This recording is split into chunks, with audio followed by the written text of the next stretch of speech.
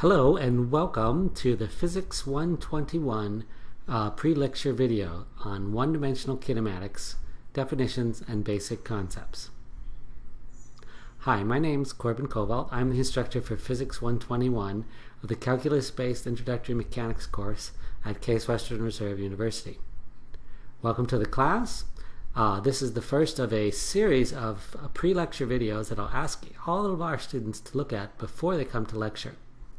Note that this is one of 3 video clips that I'm going to ask you to look at before the start of lecture on Wednesday. That would be Wednesday, August 26th. So please plan to watch all 3 of the videos and answer the questions on the Blackboard site below before class starts at 11:30 on Wednesday, August 25th. The first video is going to be on the topic of kinematics. We're going to be talking about one-dimensional kinematics, the basic concepts, definitions, position, velocity, and acceleration. Okay, here we go.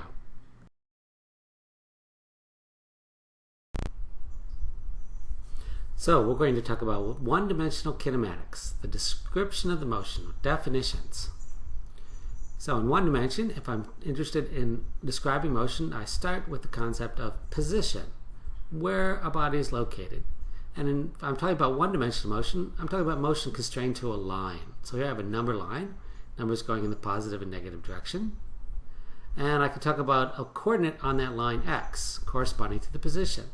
So if I have a body, like that particle there, a little red particle, that particle is located at some position at some time, and it could be moving. So I have x as a function of t, position as a function of time.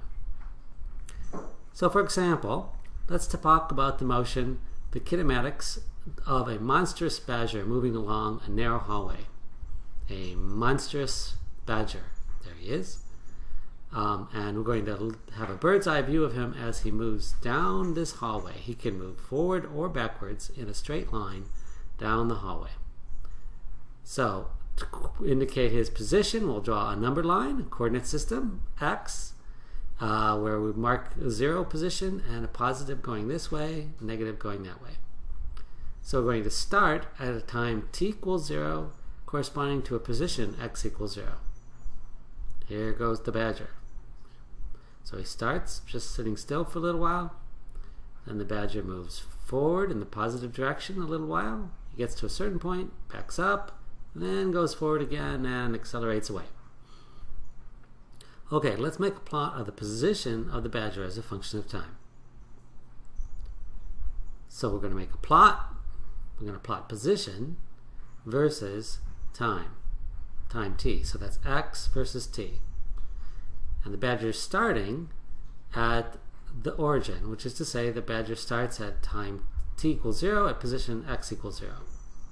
So the badger starts by not moving for a little while and then moves forward, so his position increases until he begins to move backwards and his position decreases, and then he goes forward again and accelerates up and his position increases. Just like that. So this description is a complete description of his motion. This is the kinematic plot, sometimes known as a world line. Once I have x versus t, I know everything about the motion of the badger.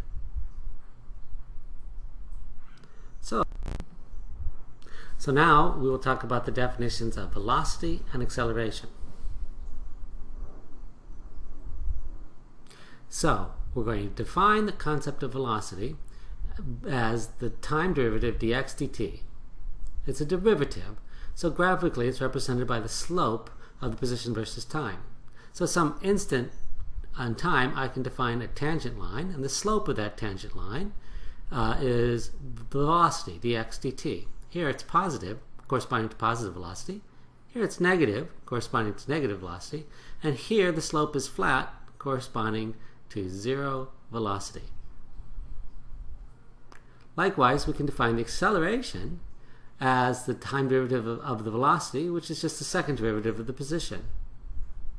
So, since it's the second derivative, corresponds to the curvature of the position versus time plot. So if the curvature is negative here, the velocity is less than 0, and the curvature being positive upward here corresponds to an acceleration positive in the positive direction. So these definitions of velocity and acceleration are always true. You can always take the time derivative to get the velocity, of the position to get the velocity. You can always take the time derivative of the velocity to get the acceleration. It doesn't matter how complicated the motion. The velocity is defined as the time derivative of the position, and the acceleration is defined as the time derivative of the velocity. Thank you.